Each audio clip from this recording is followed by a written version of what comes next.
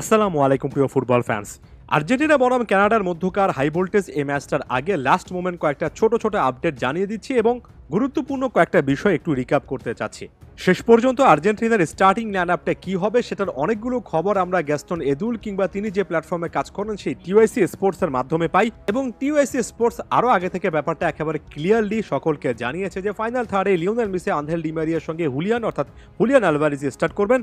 তবে টিওআইসি স্পোর্টসের সর্বশেষ আপডেট যে মুহূর্তে আমি ভিডিও রেকর্ড করছি সে মুহূর্ত পর্যন্ত কিন্তু এটা এখনো নিশ্চিত করা যাচ্ছে না যে মিডফিল্ডে রড্রিগো ডিপল এবং ম্যাক অ্যালিস্টারের সঙ্গে থার্ড একজন মিডফিল্ডার কে হবেন। এখানে লিয়ান্দ্রো পারেদেস এখন পর্যন্ত রেসে অনেকটুকু এগিয়ে আছেন, তবে এনজো ফার্নান্দেসকেও শেষ মুহূর্ত পর্যন্ত চিন্তা ভাবনায় রাখা আছে। লো চেলসো এ প্লেয়ারটাও কিন্তু চিন্তা আছেন।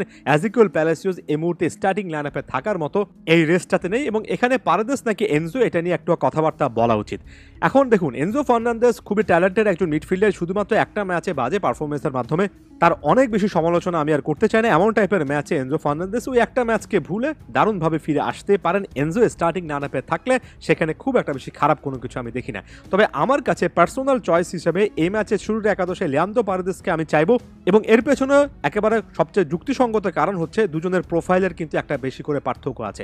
এনজো ফার্নান্দেস সর্বশেষ ম্যাচেও একটু হাই অন দ্য পিচ ছিলেন। আপনি যদি হিট ম্যাপটা দেখেন, ম্যাক অ্যালিস্টার অনেকটুকু সেন্ট্রাল ডিফেন্সিভ মিডফিল্ডে মুভমেন্ট করেছেন এবং এনজো কিন্তু আরেকটু উপরে উঠে খেলেছেন। লিয়ান্দ্রো পারেদেস থাকলে যে জিনিসটা হবে এটার উল্টোটা দেখা যাবে। লিয়ান্দ্রো পারেদেস বড় বড় মতো সিডিএম পজিশনে খেলবেন, তবে ম্যাক অ্যালিস্টার একটু হাই অন দ্য পিচ থাকার চেষ্টা করবেন। অনেকেই বলছেন যে এনজো ফার্নান্দেস খুবই ভালো পাস দিতে পারেন, ভালো থ্রু বলও দিতে পারেন, মেসি ডিমারিয়াকে ভালো বলে সাপ্লাই দিতে পারবেন। তবে আমি এই মুহূর্তের পারফরমেন্সের বিবেচনায় ম্যাক অ্যালিস্টার যদি ওই রোলটা প্লে করেন, একটু হাই অন দ্য পিচ থাকেন, যেটা এনজো সর্বশেষ ইকুয়েডরের বিপক্ষে ম্যাচে যে রোলটাতে খেলেছেন, ম্যাক যদি সেই রোলটাতে খেলেন তাহলে হয়তো বা আরেকটু বেটার সার্ভিস আর্জেন্টিনা পেতে পারবে। ম্যাক অ্যালিস্টার ওই পজিশনে অ্যাডভান্স একজন মিডফিল্ডার হিসেবেও কিন্তু দুর্দান্ত খেলেন, তাই ওই যে জায়গা থেকে বলের সাপ্লাইয়ের কথা বলছেন সেটা ম্যাক অ্যালিস্টার থাকলে বড় কোনো সমস্যার জায়গা হবে না বলে আমি মনে করি। এবং আমার কাছে মনে হয় ঘুরে ফিরে কথাটা একই, একজন না একজন মিডফিল্ডারকে বাড়তি দায়িত্ব নিতে হবে যাতে করে লিওনেল মেসির সঙ্গে তারা কানেক্ট করতে পারেন, ডিমারিয়ার সঙ্গে কানেক্ট করতে পারেন এবং এই দায়িত্বটা এনজোর চেয়ে এই মুহূর্তে ম্যাক অ্যালিস্টারকে দেওয়া কোনো দিক থেকে খারাপ কোনো কিছু নয়। লিয়ান্দ্রো পারেদেস থাকলে ডিফেন্সিভলি দলটা আরেকটু বেশি করে ব্যালেন্সড হয় বলে আমি মনে করি এবং বেশি ডিস্ট্রাকটিভ একটা রোল তিনি অনেক সময় প্লে করতে পারেন, অর্থাৎ প্রতিপক্ষ যখন ফিজিক্যাল ফুটবল খেলে তখন সেটাকে কাউন্টার করতে পারেন স্টার্টিং লাইনআপে। তাই লিয়ান্দ্রো পারেদেসকে চাচ্ছি। একই সঙ্গে পরবর্তীতে এনজো কিংবা অবশ্যই এজিকিয়েল প্যালাসিওসের মতো কোনো একজন প্লেয়ারের এখানে সুযোগ আছে সেই জিনিসটার কথা মেনশন করছি।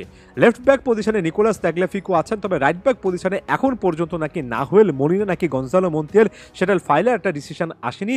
এর আগে শুনেছিলাম যে নাহুয়েল মোলিনা শেষ পর্যন্ত স্কোয়াডে থাকবেন, তবে লাস্ট মোমেন্টে এখানে একটা চেঞ্জ হতে পারে। নাহুয়েল মোলিনা যদি স্টার্ট করেন তাহলে আর্জেন্টিনা একটু বেশি অফেন্সিভ সিস্টেমটাকে বেছে নেবে এবং গনজালো মন্তিয়াল যদি স্টার্ট করেন তার মানে হচ্ছে ওই সাইডটাতে আর্জেন্টিনা ডিফেন্সিভ অপশনটাকে প্রেফার করছে। ওই সাইডটাতে আলফোনসো ডেভিস, প্রতিপক্ষের শাফেলবার্গ এমন টাইপের প্লেয়ার আছেন, তাই এখানে গনজালো মন্তিয়াল সুইচ করাটাকে আমি খুব একটা বেশি খারাপ চোখে দেখছি না।